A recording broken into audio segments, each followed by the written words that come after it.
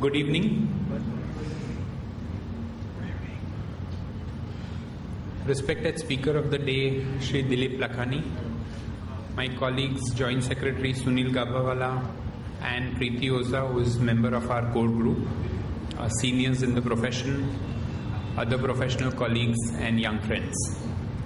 I welcome you all to this lecture meeting on legal and tax aspects of trust with special reference to REITs, IITs and AIFs. And they stand for Real Estate Investment Trust, Infrastructure Investment Trust and Alternative Investment Funds.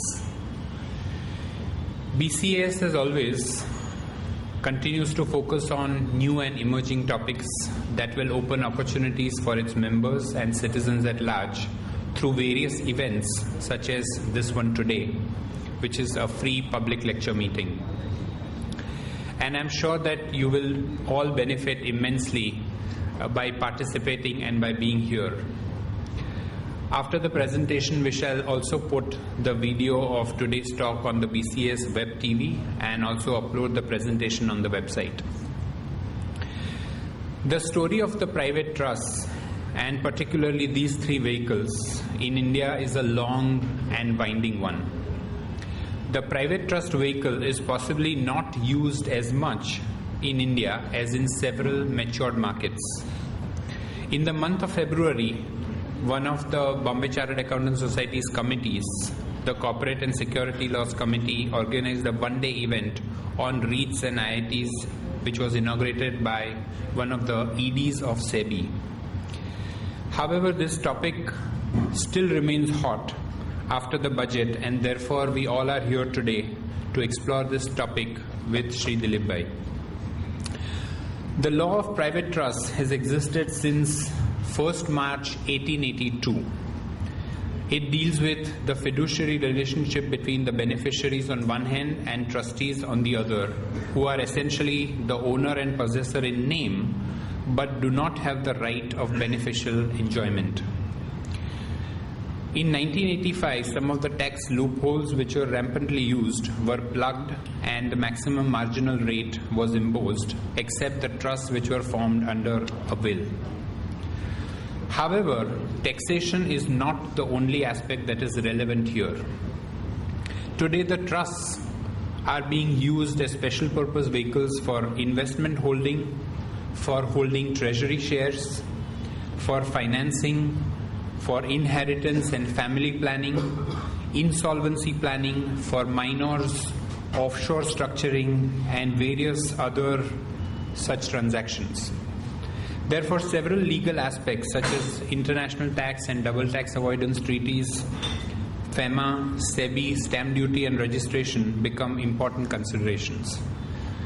Considering these various characteristics and the potential this vehicle has, I believe that there is a lot of innovation possible under the trust law, and we can look forward to an enriching session with some live issues that we are likely to hear from the learned speaker.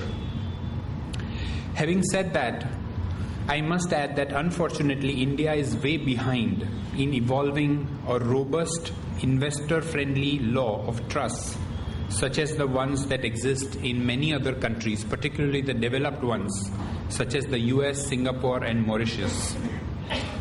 In the Indian context, the law is really not together, in the sense that the regulators are fairly divided, each one taking their own sweet time, clarifications not forthcoming at expected speed, and confusion being the only constant.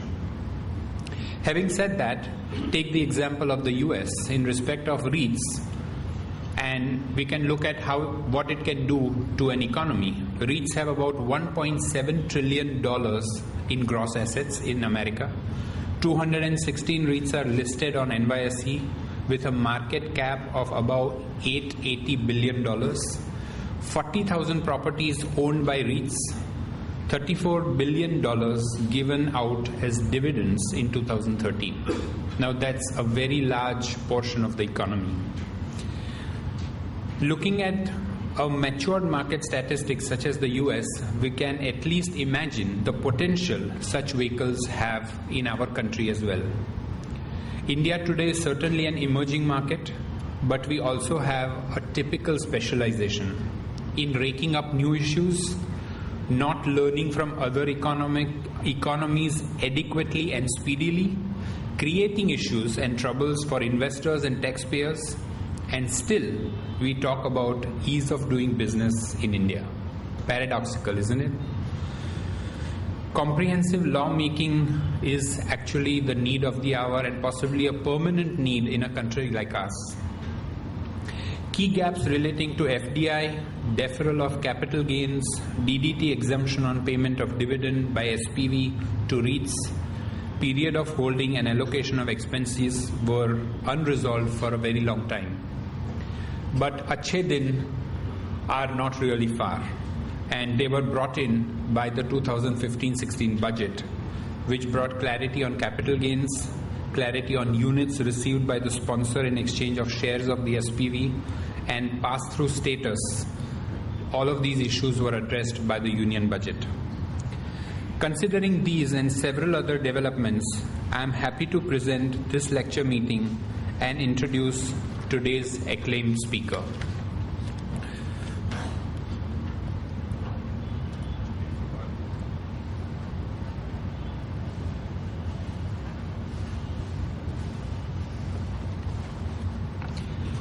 Shri Dilip Lakhani has been the past president of the Bombay Chartered Accountants Society.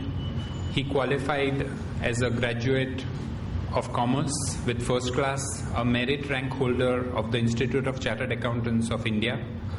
He's a senior partner in his firm Lakhani and Company, which is a Mumbai-based firm, and he's practicing in direct taxation, international tax, FEMA, and mergers and acquisition.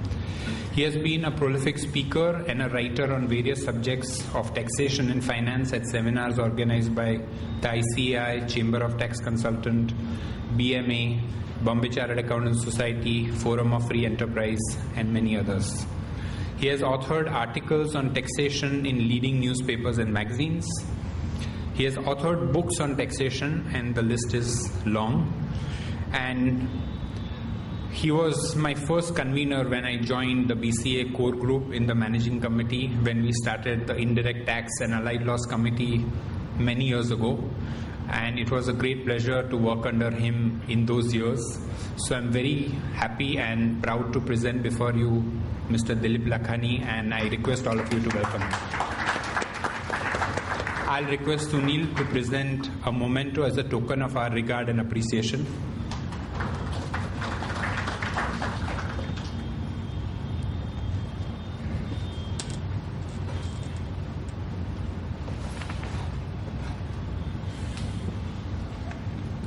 This thing.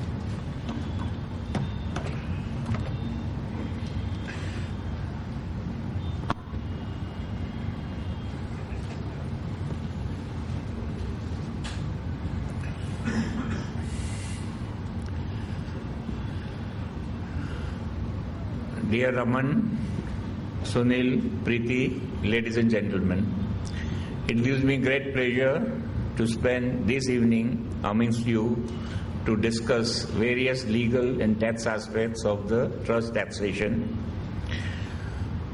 Raman has given a little brief to you, and I will definitely take it forward and deal with various issues which I want to in this presentation.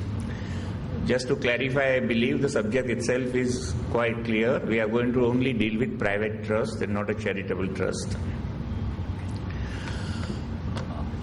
An SSE has an option to carry on the business under various structures. You can have a public limited, private limited, LLP, partnership, proprietary, and it also can have it under a trust.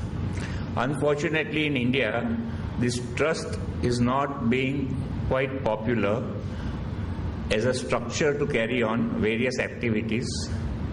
The real reason I do not know.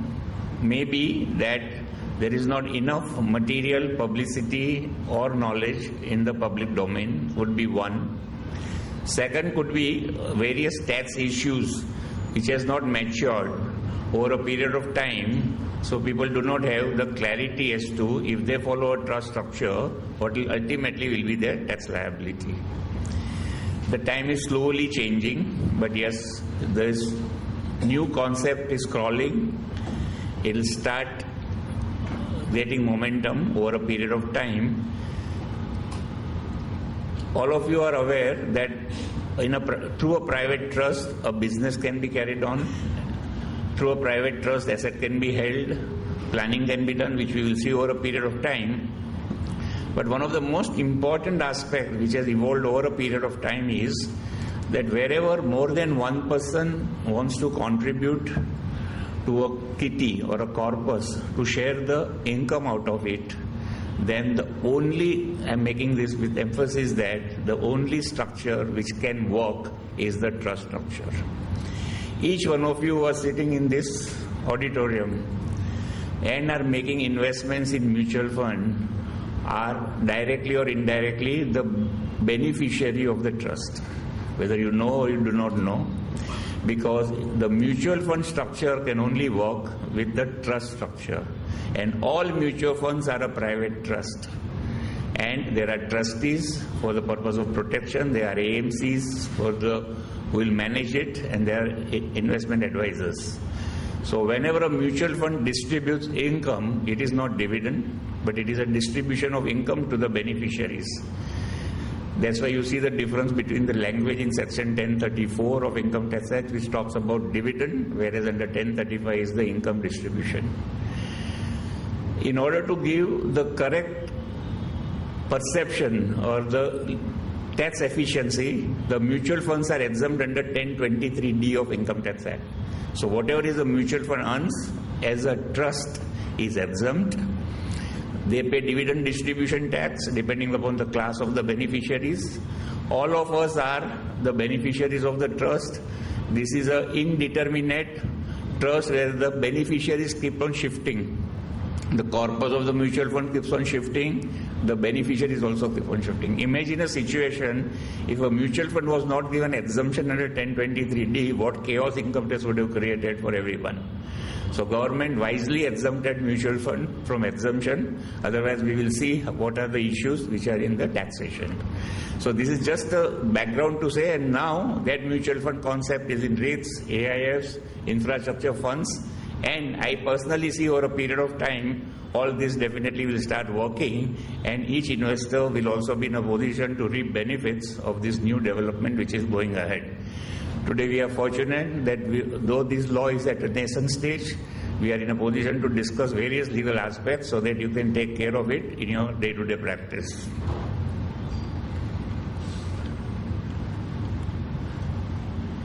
The first slide is talking about the legal provisions of a valid trust. The trust is governed by the Indian Trust Act 1882, and the definition of the trust which is given in the Indian Trust Act says that a trust is a legal entity created by the settlor for the benefit of the designated beneficiary under the laws of state and a valid trust instrument. The trustee holds a fiduciary responsibility to manage the trust property and income of the economic benefit for the beneficiary.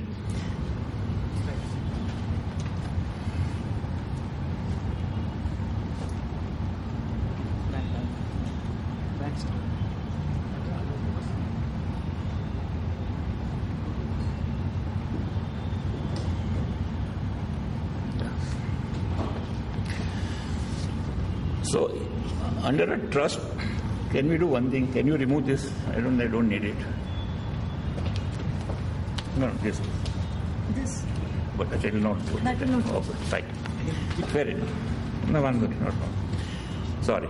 So, under a trust structure, there are 5 constituents: a settlor, a trustee, a beneficiary, trust property, and the purpose of the trust. A trust is created by a settlor for the benefit of the beneficiaries, and the trust property which is vested by the trust settlor goes to the trustee. The trustee becomes the legal owner of the existing trust property, which is vested through a trust document, plus all accretion of income, plus all contributions which can come to the trust fund. So there is a dual ownership concept in a trust where the trustee is the legal owner and the beneficiaries are the beneficial owner. The trustees hold the property, manage the affairs of the trust, earn income, make expenditure, and the residual is for the benefit of the beneficiaries. Now that's why it says that it is an obligation given to the trustee who accepts this obligation under a trust document to perform the function of the trustee. And unless there are 5 constituents, that will not be a valid trust. You cannot have a trust without a settler. You cannot have a trust without a trustee, without a beneficiary, without a trust property, and a purpose. The purpose has to be a legal purpose. You cannot create a trust for any illegal activity or for an illegal purpose. Once this trust document is available, yes, is it necessary to have a trust deed? The answer is yes and no. You can have even an oral trust concept is there even in Indian income tax if you go through the history. But it is advisable or it is practical or it is for all your statutory compliance, you will need a trust instrument being a trust deed. So it is necessary to create a trust deed. It's a contract, could be oral also, where a trustee accepts the responsibility under a document from the settler to hold the assets for the benefit of the beneficiaries. So this is the basic element, these are the basic features to constitute a trust. What are the rights, obligations of a settler? Settler means any person who is competent to enter into a contract. So minor cannot create a trust. A settler has a right to appoint trustees. Settler can retain administrative power in the trust instrument because it is he who has created this trust. So whatever he wants, he can make it inside the trust deed. He can have a right, he may not have a right. Once the trust is settled, settler has no obligation and responsibility towards the beneficiary or the trustee for the activities because the role of settler ends the moment he hands over the trust property to the trustee. Under the provisions of Income Tax Act, the settler is not liable to discharge the tax liability of the income of the trust. Settler cannot be treated as a representative assessee. When we'll go further, we'll discuss more in detail, but it is enough to say at this juncture that Section 161 Roman 4 cannot apply to a settler and the department cannot hold him as a representative assessee for all the assessment proceedings. An issue has arisen. Let me make it one thing also very clear. All issues which are raised here are live, which we are facing in our day-to-day practice, and the litigation is going on at a different level. Issue has arisen whether a corporate body can be a settler. So if you just see the definition under an Indian Trust Act, there should not be any issue that why a corporate body cannot be a trustee, a settler. But if you go through Companies Act, we have some challenges. Because whenever a settler settles the trust property to the trust and hands over to the trustee, he will lose control and right over that property. So it may tantamount to gift, it may tantamount to deposition, it may tantamount vesting. So can the board of directors have a power to alienate the property of the company which actually belongs to the shareholders? The board of directors, the role is technically like a trustee. This is a dual ownership, dual status of board of directors and the shareholders. So if the memorandum and articles of the company provides that a company can give donation or a gift, probably then it will be possible for the company to become a settler. You need a board of directors resolution at that point of time because the shareholders are deprived of the funds of the company to the extent a trust is created by the corporate body. Usually the corporate body does not create a trust, but in case of a certain securitization transaction where it was necessary for a corporate body to be a settler in that part and where they have contributed, this issue has come up for debate, and the tax department is taking a view that a trust created by a corporate body is not a valid trust, and the matter is pending before tribunal on this issue. As regards trustees, the rights, duties and obligation, every person or entity which is competent to enter into a contract can be the trustee. The trust property vests in the trustee, who will become the legal owner. The trustee has a full authority to manage the affairs as the trust, subject to the conditions stipulated. If a settler says that the trustee will not carry on business, then the trustee cannot carry on business with the trust property. So all the rights and obligations under a trust vest to the trustee depending upon the trust document. Trustee has duties and obligations as per the terms of the trust deed. Trustee can be treated as a representative SSA under section 160 of the Act and liable to discharge the tax obligation. This is one of the most obligation which the trustee has to discharge, because under Income Tax Act, a trustee can be made liable as an SSE, representative SSE, who will be personally liable for the purpose of discharge of the obligation of the tax. Of course, he has a right to recover that from the trust property, but under the Income Tax Act, a trustee can be made personally liable. If all of you, those who are present here, know the history, when the mutual fund concept started in India, many individuals became a trustee of those mutual funds, and then they realized that the liability is unlimited, and one fine morning all of them resigned, and the private limited company, the trustee companies, have become the trustees of the mutual fund. Whenever you see a document of a trust mutual fund, please see carefully. You will never find the name of individual as the trustee, and this is the reason for that. Trustee has a right of reimbursement of the trust property and the amount incurred or spent for the trust activity. And in case of a discretionary trust, the trustees has a full authority to decide the ratio of the income and a trust property to be distributed among beneficiaries. You can have a discretionary trust where the settler gives full authority to the trustee to decide whom to give how much of the income and how much is the asset of the trust. So in that case, we'll see a little later how does it work. But in that, this is sufficient at this juncture to say that then trustee has unlimited power to distribute the income amongst the beneficiaries. Who are the beneficiaries? Any living person can be a beneficiary. A corporate body, LLP, partnership firm, HUF can be also a beneficiary. There is no restriction as to who can be the beneficiary. The issue is that whether an unborn person can be a beneficiary. Reference, we have to deal with this to the Transfer of Property Act. If you refer to section 5 of the Transfer of Property, it says that nobody can transfer a property to an unborn person. This is section 5. Section 13 of the Transfer of Property says under circumstances, a property can be transferred to an unborn person. Meaning, say A is the owner of a property, he sells it to B with a condition in the sale that you will hold this till your son is born. The son may not be born at that point of time, but that sale or that transfer of property could be a valid transfer under section 13 of Transfer of Property Act, so that an unborn person can have a right in a property provided a living person during the lifetime has a life interest in that property. Today you cannot transfer a property to an unborn person directly.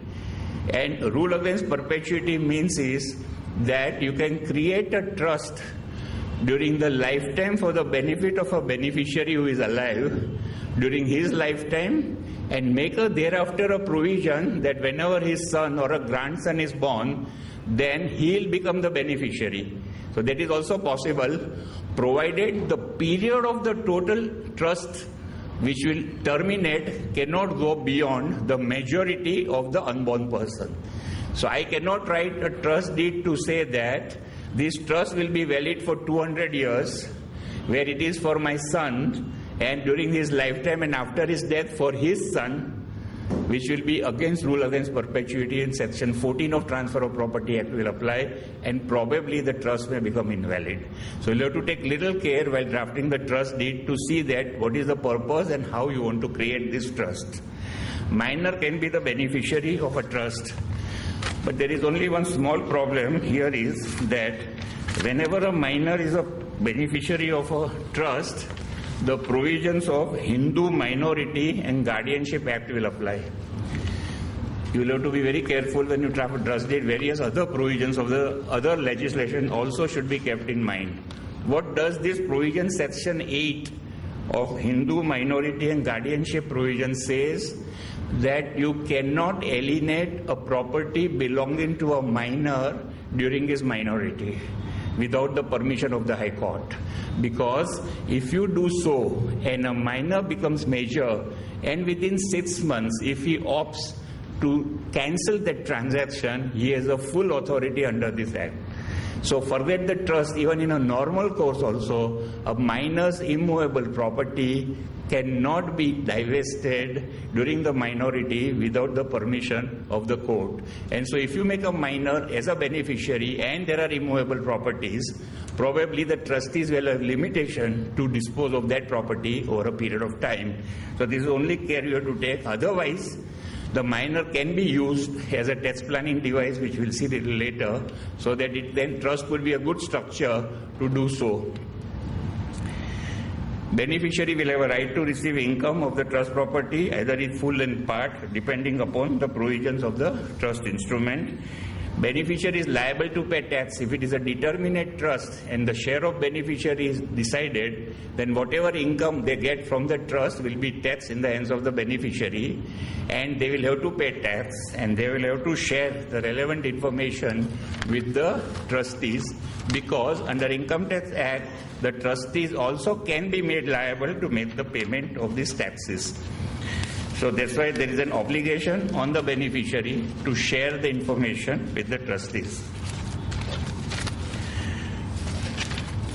The next slide we can deal with is what are the types of the trust properties.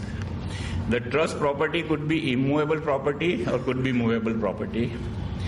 Amongst immovable property, the issue of stamp duty will arise and registration will arise. Under a Transfer of Property Act, no transfer of immovable property becomes valid unless that document is registered. So, trust to become a valid trust, you'll have to have a registration of that particular document. In case of a movable property, there is no need of payment of stamp duty and there is no need of registration. A private trust need not be registered at all if there is only immovable properties. What are the advantages of creating the trust? The one is it can be a bankruptcy remote, quasi settler. So suppose a settler has a lot of properties, he is envisaged in litigation, he wants to avoid that in future to see that his assets come under attachment or under litigation. He can create a trust, divest the property, at the same time ensure that the benefit of that goes to the beneficiaries, that is his family members. Then anything happening to him, this property cannot be attached. Avoidance of stamp estate duty or inheritance tax. Fortunately for all of us, this is not an issue, but when Raman said that the trust structure is very popular abroad, this is one of the reasons, because the estate duty in US and UK is around 40% of the estate, on the estate which is available at the time of the death of a person. So people create a trust basically to avoid the estate duty and inheritance tax. And if over a period of time in India, if it comes, definitely trust could be used as a structure. You can do inheritance planning. There is a flexibility of transfer of assets among the legal heirs. If you have two sons, you do not decide today what you want to give, make both of them beneficiary, give the power to the trustees, and of course the trustee has exclusive power, but usually they respect the wishes of the settler when it is a family trust. And you can definitely change the ratio at any time you wish over a period of time. So inheritance planning, definitely a trust is a very good structure where it gives a flexibility to the settler to decide the ratios among the family members over a period of time. Dispute among the legal heirs can be avoided. Today, nowadays, you hear in newspaper, you read in newspaper, the challenge of the will is very easy. If Mr. A dies, leaves crores of rupees property amongst the legal heirs, and one who gets less will definitely challenge the will. And to challenge a will is very easy nowadays, and court also gives the injunction also in quite many cases. So that's why people decide to create a trust today to divide the estate in such a manner as he wants, so that there is less litigation among the legal heirs. Protect the assets with assured income to handicap and incapacitated family members or senior citizen in your family. If you want to take care of the minors or the person who are handicapped or senior citizens, you can create a trust so that they'll get assured income. At the same time, they do not have to manage those assets by themselves. tax planning for reducing liabilities, which we will see when the taxation issue comes up.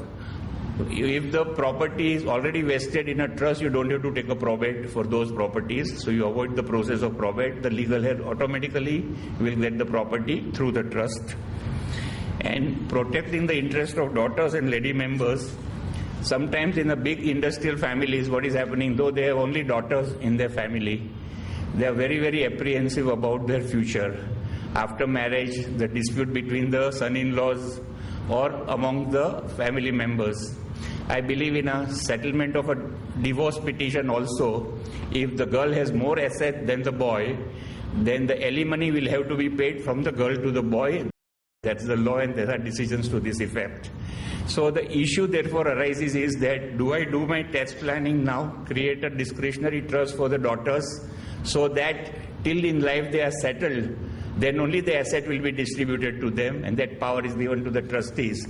So you can protect the interest of the family members, especially the daughters or the lady widows or whomever you want in the family. So this could be a trust structure. Over and above this, as we have seen, it could be used good as a mutual fund, REITs, AIF, which we will see over a period of time, how the trust structure is useful. Now the challenges in the Income Tax Act. The first challenge comes is when you create a trust, whether section 5627 will apply. 5627 says that any individual or HUF receives any sum of money or immovable property or the property as defined therein under explanation from any other person without consideration, then it will be treated as an income. Now let us take the case studies and understand what are the issues. Say case study first, a settler creates a trust where there is a trustee who is an individual and there is a beneficiary who is a relative of the settler. Relative as defined under section 52(7), because relative definition is various in various sections. Now, suppose this trustee is a relative of a settler as well as beneficiary. Let's take the first example. Whether 5627 will apply, the answer is no. Before we give this answer, let me do one little bit of analysis. It is qua trustee who receives the money is to be tested, or it is qua beneficiary who receives the money is to be tested. Because trustee is not the beneficial owner but the legal owner, whereas beneficiary is the beneficial owner but not the legal owner. So in 5627A, how do you test it? At first level or the second level? Let us assume at first level, because the language is individual or HUF receives the sum of money. Here the beneficiary will not receive the sum of money, but trustee will receive.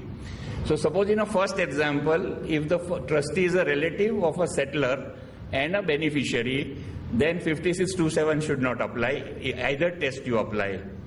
But in a case which I have stated here, where trustee is not a relative, but the beneficiary is the relative of the settler, whether 5627 will apply. The first question to be asked is that whether 5627 will at all apply in these situations, because the understanding of the creation of trust is that is it without consideration this money is passed on, or is it with the consideration with the money passed on. Money is given to the trustee where there is an obligation cast on the trustee to perform certain functions. Can we not argue to say that 5627 ab initio will not apply, because there is always a consideration to this particular transaction. If we succeed there, nothing will apply. If we fail there, then this concept of each case study will come. So in a first case, if beneficiary is the relative of a settler and a trustee is not, it is still possible to argue that ultimate benefit of this money is going to the beneficiary who is a relative of a settler, and hence 5627 should not apply. In a second case, where a trustee is individual, settler, and beneficiary is a non-relative of a settler, this case study could have a problem with tax authorities if they do not accept our argument that this transfer is for a consideration, because either the trustee or a beneficiary is not a relative of a settler, and hence probably 5627 question will arise. Then the issue is, can we overcome this by making a corporate body as a trustee? Because 56(2)(7) talks about individual and HUF, and 56(2)(7)(a) talks about a company. So as far as company is concerned, the concept of receiving sum of money is not there, or receiving immovable property is not there. It is only the shares. And hence, if you follow the third structure, probably the 56(2)(7) can definitely be avoided. So it is advisable that if you have a large corpus in a trust, then the trustee should be a corporate body, not an individual. How many types of trust you can create? You can create revocable, you can create irrevocable. Amongst revocable, there are specific and discretionary. When you say revocable, means a settler envisage a power to revoke during his lifetime this trust and get back whatever the property he has vested into the trust. That's revocable. Because under Income Tax Act, the taxation will depend upon whether it is revocable or irrevocable. So in case of a revocable trust, you can have two options, specific or discretionary. Specific meaning the share of the beneficiary is determinate. In case of discretionary, the share of beneficiary is not determinate, but it can be decided by the trustees. Based on the ultimate object, trust can be revocable, irrevocable, specific or discretionary. As it is irrevocable trust is there, wherein a settler declares that he has no right till the lifetime of the trust to revoke it. So the trust will be revoked or will be cancelled or will be terminated depending upon the terms of the conditions of the trust deed. This also could be specific, this could be discretionary. And the taxation aspect on each four category will be different, which we'll see little later. So incidence of tax depends upon the type of the trust. In specific trust, the beneficiary share is determinate, and discretionary trust, the share is indeterminate. Now, under Income Tax Act, what is the status of the trust? What do you write when you file a return? What do you write when the assessment is going on? What do you write in a computation of income is a big challenge, according to me, because there is no clarity. Section 231 of Income Tax Act defines a person, and in this definition, the trust is absent. So you will have to now find an answer where the trust will fall. So if you look at all this classification, that is individual, partnership firm, HUF, LLP, company, AOP.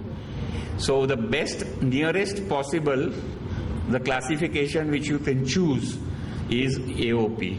So you'll have no option but to write in the return as AOP trust if there is a space, otherwise you'll have to write as AOP. Now, whenever there is no clarity in law, we need to refer to the judicial pronouncements. If you refer to, I have given few decisions.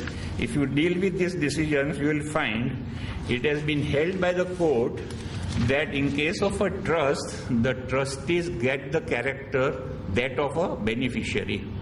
If beneficiaries are individual, the status of the trust will always be individual. And hence, these are the decisions which says that the status of the trust is individual. Out of this decision, some of them are on Chapter 17B regarding deduction of tax at source. Whether if the status is individual, you are not required to deduct tax at source unless certain conditions are satisfied. And some of the decisions are dealing with the status in determining the taxable income. So please refer to, my request is some of the decisions, circulars which I am mentioning here, you will have to read them minutely to understand. But these are the ready material available to show that the status of the trust could be an individual. What is the department's view? Department view is that it is the status is AOP. Now the word unfortunately AOP is also not defined in Income Tax Act. So now we'll have to go through some of the judicial pronouncements which have held that what is an AOP. And the leading case in this of Indira Balkrishnan, there is a very classic case, I request each one or two please read it. It says that when more than one person come together, make an effort with the object of earning income and share it, then it is an AOP. Is this condition applicable in case of a trust? The answer is no, because the beneficiaries are only entitled to share the income, but they do not participate in the activity of the trust. Trustees are the persons who manage affairs of the trust where the participation of beneficiary is not there. So question is it an AOP? The answer is no. But the tax department is bent upon arguing this and making huge additions, treating the trust as an AOP. Fortunately for us, there are so many decisions in our favor, including Bombay High Courts, which I have cited here, which have clearly distinguished the features of the trust vis-a-vis AOP and held that no, it cannot be AOP, it has to be treated as an individual. So this actually is, according to me, the law is clear, but the tax department is not ready to accept this proposition. Now, how do the taxation work? First of all, as I explained, that the trustee is treated as a representative SSE under Section 160. There are 4 sections which deal with the trust taxation, that is 160 to 164. Now, Section 160, now if you say the trust is a carrying on business, then the right side table will apply. That is, where a trust carries on business, Section 161 1A applies, and the income is chargeable to tax at the maximum marginal rate. This is to discourage the trustees to carry on business and create a various trust for the purpose of tax planning. Before this amendment, people used to create various trusts and do business in each trust, where all used to get a benefit of the minimum reduction of the threshold limit. That's why they said in case of a trust carrying on business, you will have to pay tax at the maximum marginal rate. Where the income of the trust is other than business income, then you have 2 categories. The income can be assessed in the hands of the trustee as a representative SSE, or the department has a right to make the assessment directly in case of beneficiary. Let's take a live example. Let's suppose there are 2 beneficiaries of a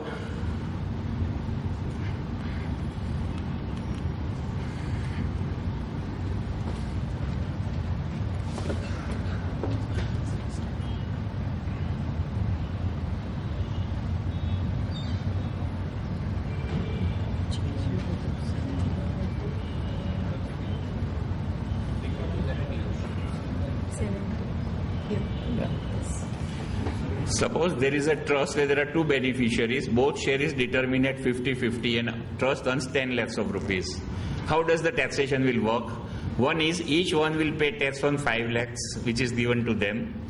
They then file the return and pay the tax. If the department wants the trustee to be taxed on the whole, because they'll say, where will I search the beneficiary? One may be located here, Calcutta, Delhi, everywhere. So the department can hold the trustee as a representative SSE, but Section 161(1) says the tax can be collected in the same and the like manner, and the tax liability will be same as that of the beneficiary. So he will have, the department will have to make 2 assessments. Mr. A, trustee for a benefit of Mr. X, 5 lakhs. Mr. A, trustee for the benefit of Y, 5 lakhs, and 2 orders will be passed.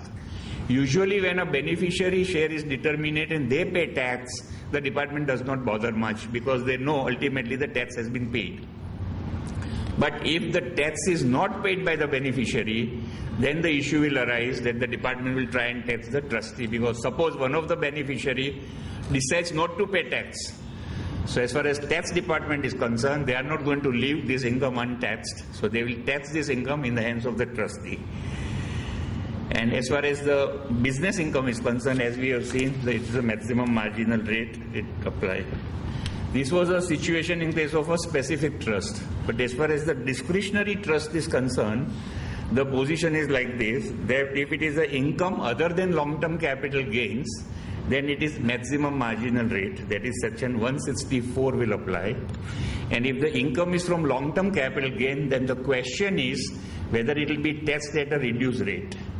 Because Section 164 only simply says that the income of the discretionary trust will be chargeable to tax at maximum marginal rate.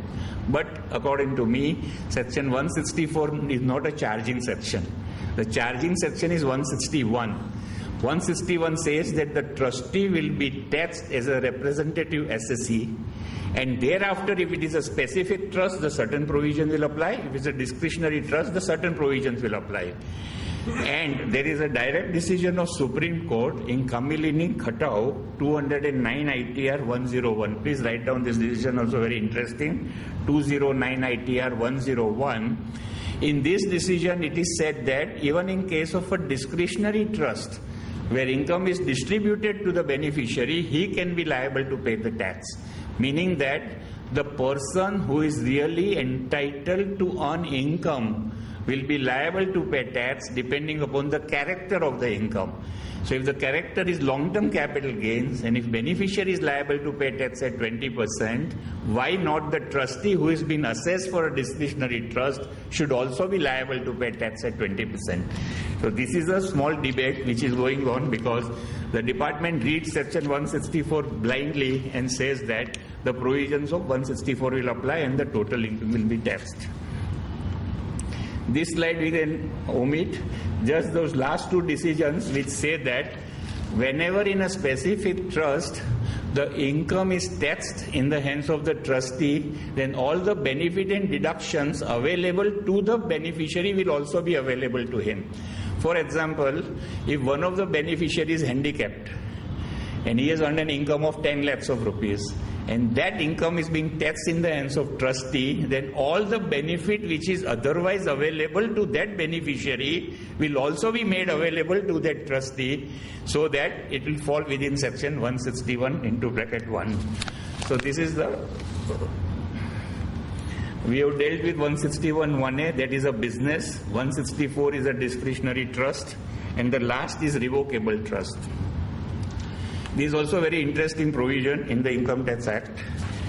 In case of a revocable trust, the income has to be taxed in the hands of the settler.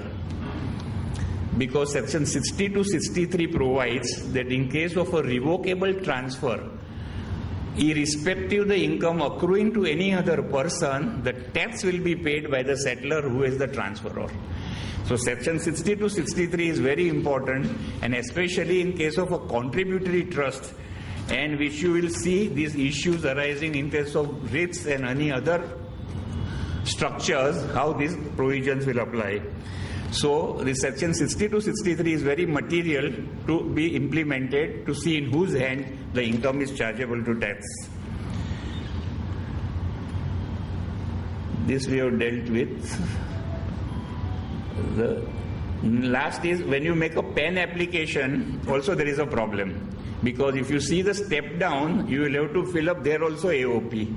Because there is no other category which is available to you to get your PAN card. So you will have to write there and any other AOP. There is a CBDT circular which I have cited, is a very important circular, which says that if any relief in SS is eligible, and even if it doesn't claim that relief in a return, then also if the legal position is such that the relief is to be given, then AO must give it. So by mistake, even in my return I write as AOP, but if my legal status is individual, this circular will help you to say that please tax me and assess me as an individual and not as an AOP. The double taxation concept. Suppose a trust pays the tax and then distributes the corpus or the income to the beneficiary, will there be a double taxation? The view of the department sometimes is that trust is liable to pay tax under section 161, whereas the beneficiary is getting income as a rightful owner. But the character of the income in the hands of the beneficiary is the same as the character in the hands of the trustee. So if once the income is taxed in the hands of the trust, it cannot be taxed in the hands of beneficiary, and vice versa. If suppose a beneficiary has paid the tax, then the same income cannot be taxed in the hands of the trustee. And these are the decisions, and there is a direct circular of CBDT on this particular issue, that income cannot be taxed in both the hands. Next is a contributory trust. Contributory trust means, say a settler settles the trust with 1 lakh of rupees, gives a power to the trustee to form a scheme and collect the contribution from the investor and use that money for earning income. Here the issue is that whether it will be treated as a specific trust whether it will be treated as a discretionary trust, because the trust deed will provide that depending upon the investment, the profit will be divided.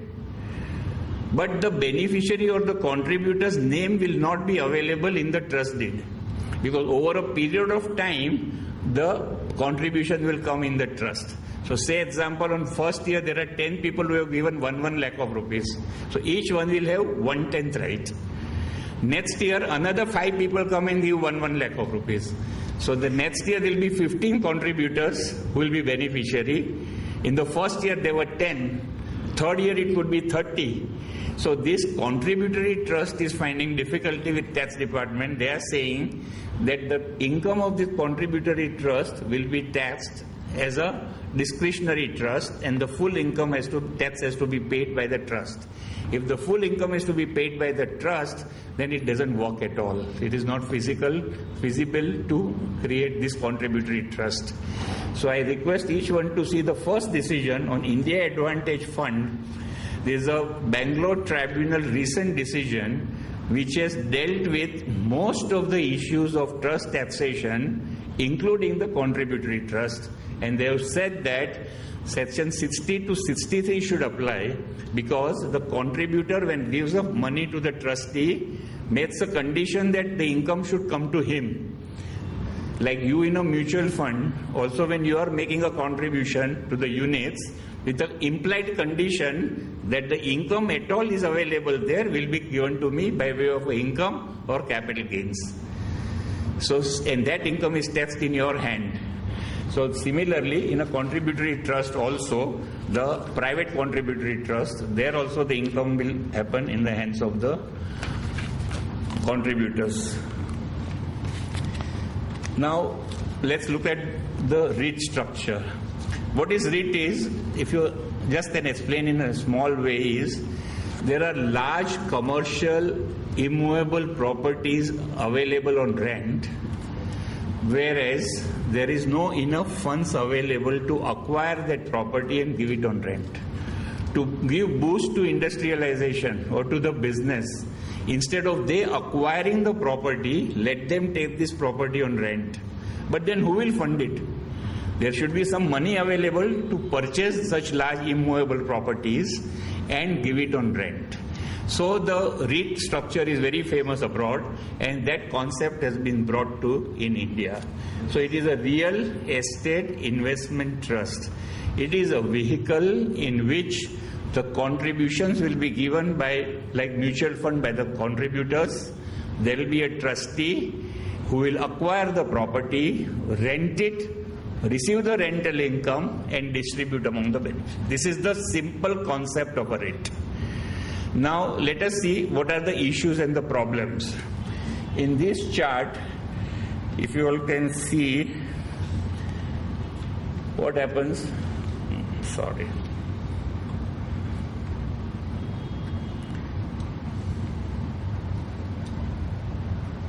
There is a special purpose vehicle, this one. This is the vehicle which owns the property, and this is a sponsor, means who is the original shareholder of this company. Are you all with me?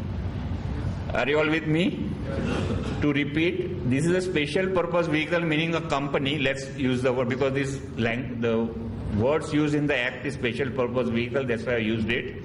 Assume this is a private limited, which owns a huge commercial property which is already let out or can be let out. The sponsor, the owner of this is, say, Mr. X. Now what happens? First option in a REIT is he will transfer his shareholding in SPV to a REIT. So a trust will be created under which will be registered with SEBI. This trust will issue units to the sponsor. Plus the trust will ask contribution from various contributors. So contributors will give money, the sponsor will give the shares of a private limited which owns the property. This property will generate rent which will be given to the REIT trust, and this trust will distribute among the contributors. Is the structure clear now? So there are two types of structure. One is with sponsor, one is without sponsor, which we'll see. But these are a little complicated, so I said let me deal with that first. God. Yeah. So now the first question is, when the sponsor transfers his shares to the, and the REIT has to issue these units which should be listed on the stock exchange. That is also a condition. So when the REIT issues units to sponsors in lieu of his shares, there is no liability for capital gains. There's an exemption given. But the rental income will vest in this company. So there is no exemption provided for income to be distributed to the contributors of this rental income. So rental income will be taxed here. Then there will be a dividend distribution tax, because when they will distribute that income to the REIT, there will be dividend distribution. And when REIT will distribute this money to the contributor, there will be a TDS of 10%. Only advantage in this structure is that you do not pay stamp duty because the property continue to vest in the A Private Limited. So if you see in this structure, the stamp duty liability can be avoided. Rental income will be taxed in the hands of SPV. Dividend distribution by SPV will be subject to dividend distribution tax. In the hands of the unit holder, dividend income will be exempt. Now what will happen to sponsor? He gave his shares and got the units. Those units are listed on the exchange.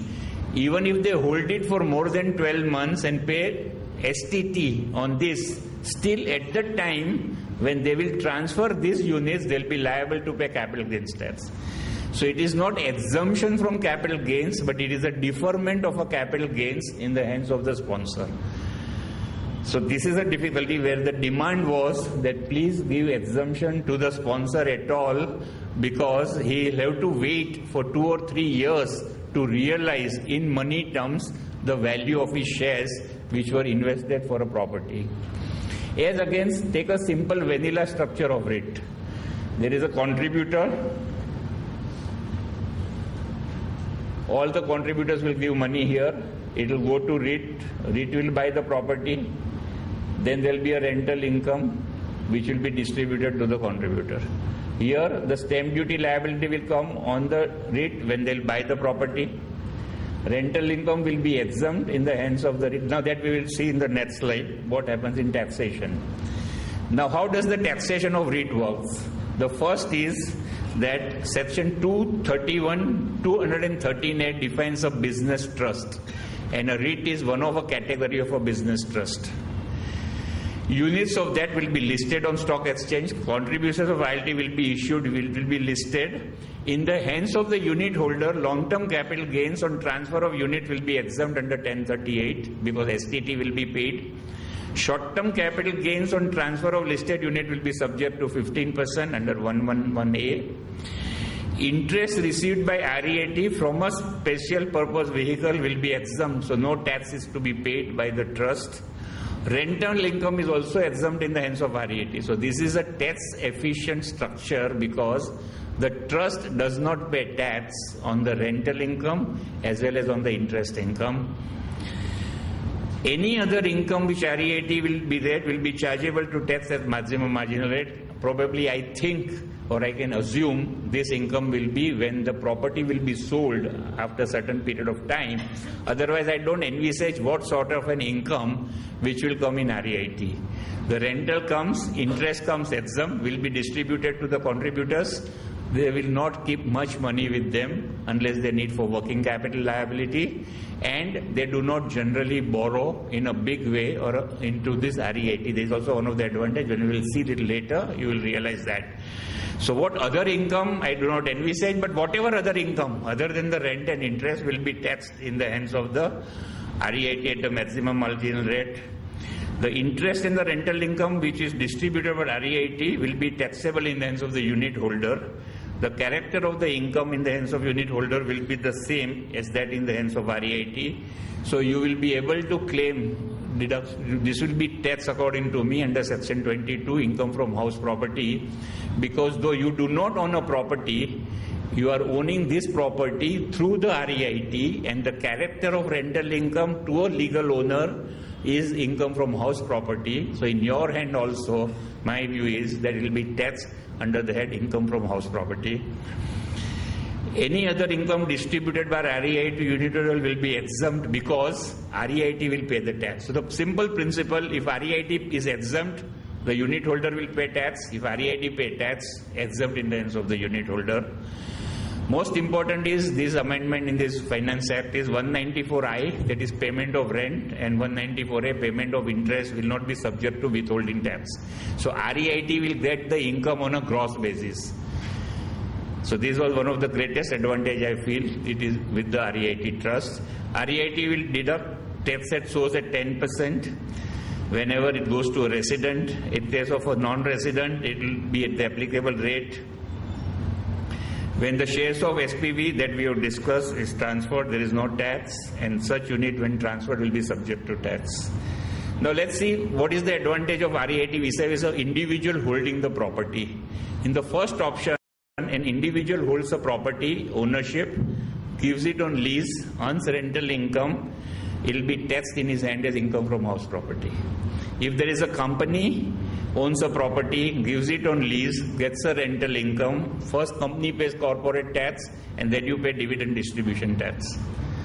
In case of REIT, the trust owns the property, the rental income, exempt in the hands of REIT, only the unit holder pays the tax. What are the advantages of REIT as far as retail investors are concerned? It is a format that is globally recognized standard and which is attractive to large-scale institutions as well as retail investors. Even institution investors will also participate according to me in this. There is a low risk here because there is a diversified portfolio of the properties. So huge money will be available with the REIT. The debt is very minimum in case of REIT. Then you can transfer your units without transferring the property. If you own a property yourself and you need money, you will have to sell the property. Whereas in case of a units, you will be able to sell units like mutual fund and still have a liquidity and enjoy the benefit of the rental. And REIT distributes around, I believe, 90% of the profits every year as per some SEBI guidelines is there. And the borrowing being very low, there is a more return.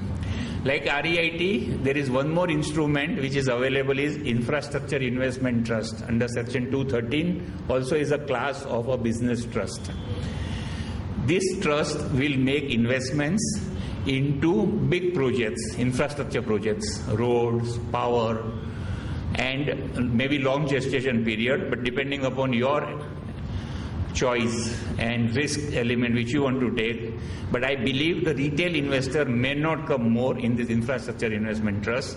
More will be institution, FII investment I believe is permitted, or they have to take a certain permission to get this FDI into this trust. And this also the identical tax structure. This trust does not pay tax on the interest income. It will be exempt, and when it is distributed to the unit holder, they will pay the tax, and there are some withholding tax issue on this. The third is alternate investment fund. You must be all aware about SEBI registered venture capital fund. 1023 FB is the income tax exemption given to those funds who invest into private shares of a private limited companies or a startup ventures or the new companies which are coming up. Now what has happened is the SEBI has stopped registering as a venture capital fund all the new entities, and all have to come under alternate investment fund. So alternate investment fund is a fund registered with SEBI under 3 different categories. Category 1 funds make investments into startups, the venture or risky ventures, plus any private company which is a good project. Category 2 generally makes investment in the real estate, and category 3 makes investments into very complicated products derivative products and various other products. This is not there here, category 1, 2 and 3. These 3 categories of trust can be registered with SEBI, but I believe category 1 and 2 have about 100 trusts have been registered so far roughly. Unfortunately, there was an issue on taxation, that how to tax the AIF income. Here also the demand is that please give the pass-through structure to the AIF so that it can be taxed in the hands of the unit holder. Now what they have done is, category 1 and category 2, they have given the pass-through structure. What they are saying is that income of AIF will not be chargeable to tax in the hands of the AIF, provided it is not a business income. If it is a business income, that means if AIF participate as an SP, as a joint venture into a big project and earns an income which is in the nature of business income, then it will be taxed in the hands of AIF at the maximum marginal rate. Now the issue is, what is the character of every income what you get? How do you say it is business? How do you say it is other than business? So this controversy will go on with the department for a year of time. What was sought was that please exempt all income of AIF in the hands of AIF and let it be taxed in the hands of the contributors or the beneficiaries. Now this is the background which I have given, and now if you see the second in this slide, this second point, the income of AIF other than income chargeable under the head profit and gains is exempt. Income under the head profit and gains will be chargeable to tax at the rate specified in Finance Act, where such fund is a company or a firm at a maximum marginal rate in any other as per section 1915 UB4. Income accruing to unit holder which is exempt in the hands of AIF will be chargeable to tax. Income accruing to unit holder which is taxed in the hands of AIF will be exempt. AIF will deduct tax at 10% accruing or paying the income due to unit holder which is exempt under 1023 FBA, and in respect of income which is taxable in the hands of AIF and exempt in the hand of shareholder, there will be no withholding tax. Provision of dividend distribution tax will not apply. Why this exemption is given is that probably they envisaged that a corporate body or an LLP also could become a structure under AIF. But I believe nobody is opting for that. So now that exemption is given of dividend distribution. But so far all the structure which is under AIFs are under trust structure. Here there is one problem is that when AIF receives the interest income, the payer will deduct TDS because there is no exemption given under 194A which is given to a business trust, that is to REIT and infrastructure fund. Now the challenge is Rule 28B of income tax rules provides that if you give an information of the beneficial owner of the income, then the payer will deduct TDS in the name not of the recipient but in the name of the real beneficial owner. Meaning, let us say in AIF there are 10 investors, A, B, C, D, E, F, G, H, I, J, K, and AIF has to receive 1 lakh of rupees interest income. The payer will deduct TDS at 10% on that 1 lakh of income.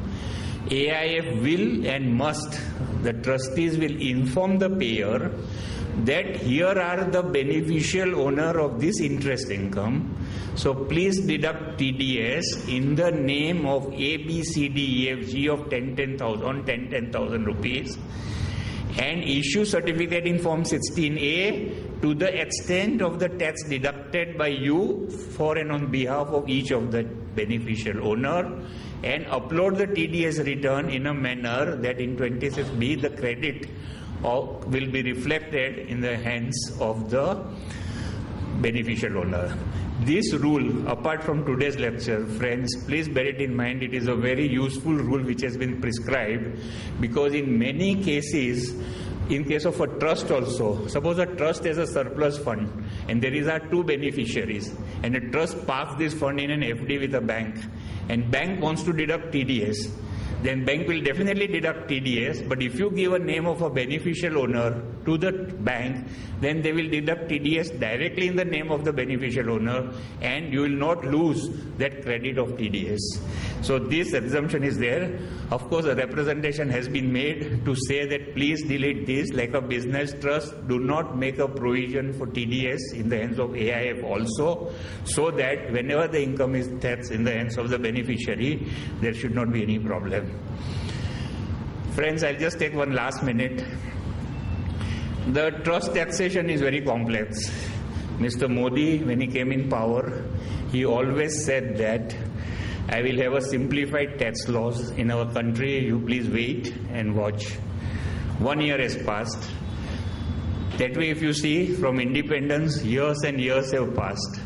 We all are hoping always for a simplified and rationalized tax laws. I'll tell you a small story and I'll end my talk. Will ever in this country a simplified and rationalized tax law will come? That's the question, and the answer is in this story. The President of America, the Prime Minister of UK and Prime Minister of India went to God. So the President of America asked, when will I have a simplified and rationalized regime in my country? The God thought for a while and said, oh, it's going to take about 100 years. So the President of America started crying. So the Prime Minister of UK asked him, why are you crying? He said, oh, I won't be alive to see that day when there will be a simplified law in my country. Then the turn of the UK Prime Minister came. He asked the same question to the God. And God thought for a while and said, oh, it's around going to take 75 years. Again, the Prime Minister of UK started crying. When Indian Prime Minister asked him, why are you crying? He says, oh, I'm not going to be alive till that day. And when Indian Prime Minister asked the God, when will I have a simplified and rationalized tax law, the God started crying. Thank you, friends, for patient hearing. Though it was a complex, little tedious, and a little boring subject, whatever I could do best to make it interesting, I have done it. Thank you. Thank you so much, Dilip, for this very lucid, clear, and yet very in-depth analysis of the trust laws. We can take a few minutes, and I request you all to remain seated till the vote of thanks is presented. If anyone has any questions, we can take a few questions. Yeah, Dilip. Take the mic, sir. Yeah, sure. Good evening, everybody. I have got a book here by S. Ramanujam. Almost everything that was said here is written in this book. So those who are taking notes, they may definitely read this book and get plenty of ideas. This is the. Sure. Do you have any questions? No. Okay. Sure. Okay. Anyone has any questions? There is no necessity of registration of private sector. Yes, one second. Hello. Sorry. Yeah. No, there is no need. Probably there is no need. There is no obligation or any of the law. Sir, this is not a legal and tax, this is an accounting question. When we say AIF, it is compulsory for AIF to go through SEBI, or if we form a draft is formed, which is any investment in seed capital companies, AIF companies, this is not registered as an AIF, it is not registered to SEBI. So they initially incur an expenses for finding seed capital companies, for finding this. And those are the expenses, whether they need to be capitalized as AS30, or whether they need to be written off in P&L account. Whether if we capitalize, whether those expenses will be around the capital gain, first of all, the capital gain benefit. Whether that, or whether it will be as business income in the hand of trust. So, enough over. Do you want any more issues? See, what you are referring to is not AIF, you are referring to a private trust. Because if more than one person joins in for contribution, then you must technically register with AIF. But in case of a private trust, also when either sector has put in the money, or you one or two persons give the money into the trust, who are being the beneficiaries. So, in your limited question, yours is that if the first investment, and I assume that the activity of this trust is to make investments. It is your choice first to call whether you are carrying on business or you are not carrying on business. If you say you are carrying on business, then from the day one you start an activity of collecting money, opening a bank account, looking for investment, your business activity has been set up. And there are hundreds of decisions who say that once business is set up, then the expenditure incurred, revenue expenditure incurred will be allowed as a deduction under Section 37(1). There is Supreme Court direct for this. But the challenge before you is that the moment you say that it is your business income, then whatever investments you will make and when you will encash it, the income will be taxed as business income. So you have to take a call whether on a need or a need to claim that expenditure of initial as a claim as a deduction. You are jeopardizing your total profitability or a gain which otherwise would be taxed as a capital gains in future. So if you say mine is an activity of investment, then this expenditure will not be allowed. And the expenditure will be taxed as a capital gain. Having said that, there are various judicial pronouncements which recently also on the site there is one which says that if for a corporate body a minimum expenditure incurred to maintain the corporate status, for example if a company has just started business, suppose, or a company wants to do investment activity, then also registration fee, you need an auditor, you need to pay ROC fees, you need to pay professional tax. So minimum required expenditure to maintain a corporate status also can be claimed as a business expenditure under Section 37 and can be carried forward. But if you incur expenditure on marketing, appointing consultant, looking for investment opportunities, travel abroad, all those will definitely not be allowed if your activity is that way. The objective of making investment in seed capital companies or a startup company. So you should not claim that expenditure, whether your action will be contrary to your intention. So the moment you make a claim of an expenditure of preliminary expenses, you will have to say that you are in the business. And that's why the business is set up and please allow me this expenditure. So this is a so the next question can arise is, are you in the business of investment? Could be, no? I could be in a business of investment also. But I think you are then walking on a very thin line in the tax department by admitting yourself that you are in a business. Now business could be a business of investment. But then you have to see the quantum of expenditure, the benefit vis-a-vis your long-term perspective of your objective. But then accounting standards will apply to all corporates. Accounting and tax has nothing to do. We see Tuticorin and Lakhani, the decision where Supreme Court has said that the tax law do not match foot by foot with the accounting. So whatever you do in account is irrelevant according to me for tax. Just close your eyes. Apply income tax provisions to those accounts and claim whatever you want. But having said this, after in Section 145, when the accounting standards are prescribed for computing tax income, this decision will not be valid. This decision won't work. In case of REIT or private trust, private limited can be appointed as trustee. Yes. Is it really advisable to have a LLP as a trustee or LLP can be appointed as a trustee? In my personal view, LLP can also be appointed as a trustee. There is no difficulty into this. Private limited companies are the trustees in almost all the structures. Mutual fund, REIT, AIF, everywhere. Because as I explained, no individual is ready to become a trustee of a private trust because the liability is unlimited under Income Tax Act. Though you have a right of recourse to recover from the trust property. The question is, if LLP can make a trustee? Yes, provided it is authorized by its article, by the Constitution to carry on this particular activity of the trustee. What would be the nature of income in case of saying infrastructure funds and same character, same as that of the hands of the trust. So if you are eligible for any deduction, probably. No, like real estate is income from house property. So in other cases. So depending upon the income in the hands of the infrastructure fund, suppose it is an interest income. Correct. Then whatever is the character decided by the trustee of AIF, that character will pass on to that of the beneficiary also. I had a question. Like as you all know, it's a person resident outside India.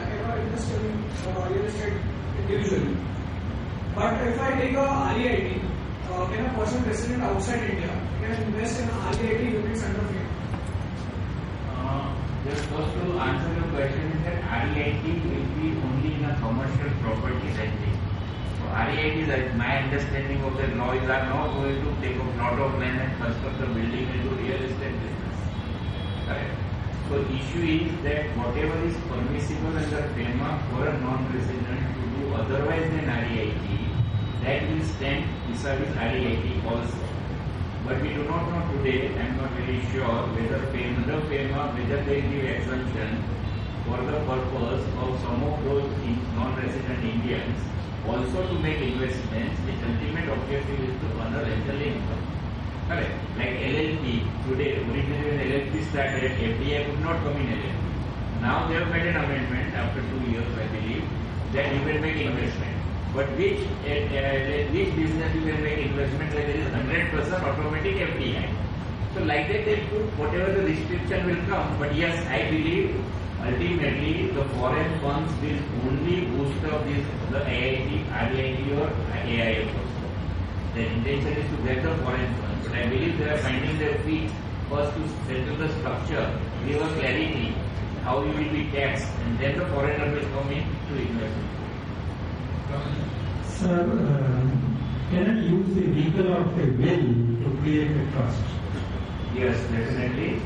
Of course, there was no time to deal with it. Section 164, when a discretionary trust is taxed at a maximum marginal rate, there is a proviso, please read it. It says that if there is one discretionary trust created under a will, then income of that trust will be taxed at a normal rate. So please create this trust also. If you are making an estate planning for your client, you can definitely create one discretionary trust under the will so that it will not be taxed at a maximum marginal rate. Sir, in case of discretionary trust, also be given as a beneficiary. And in case of a discretionary trust, can a settler also be given as a beneficiary? That's section 60 to 63, because if you please read the definition of revocable transfer, it says that any instrument where a settler reserves a right to recoup the income in full or part, or the corpus in full or part from that divestment, then it will be a revocable. So if there is an enabling provision in the discretionary trust where a settler is also beneficiary, then the whole of the income of that trust will be taxed in 10% under section 60 to 63. That nature is there. Or if you want to plan, it could be used as a planning. Suppose you have a son who is little, you are not confident about his capability. You want to create his capital. So create a trust where he will be the sole beneficiary. Income will go to him and you pay the tax from your capital. It is not necessary in India who can pay whose tax. No? So if the son has an income, which will be his income, but the tax the father will pay because it's a revocable transfer. Similarly, people do for minors also, not this planning. Create a trust for minors. Let the income become of minor, distribute income to the minors, and you pay the tax. So your wealth will keep on going down, provided you want to do it. And the income of the minor will go up. One last question. So can I add a question? Have same beneficiaries in different trusts? As a trustee, what do you say? Can I have same beneficiaries in different trusts? No problem. There is no issue at all. Let me give you one more example of this. Section 164 in a discretionary trust, there is one more proviso. It says that if income of the beneficiary is not, if they do not have any other income, then also the income of a discretionary trust will be taxed at a normal rate. You create a discretionary trust for two private limited companies, X and Y, or two LLPs, and see that both the companies or both the beneficiary does not have a single rupee income. Still, that discretionary trust will be taxed not at maximum marginal rate, but will be taxed at ordinary rate.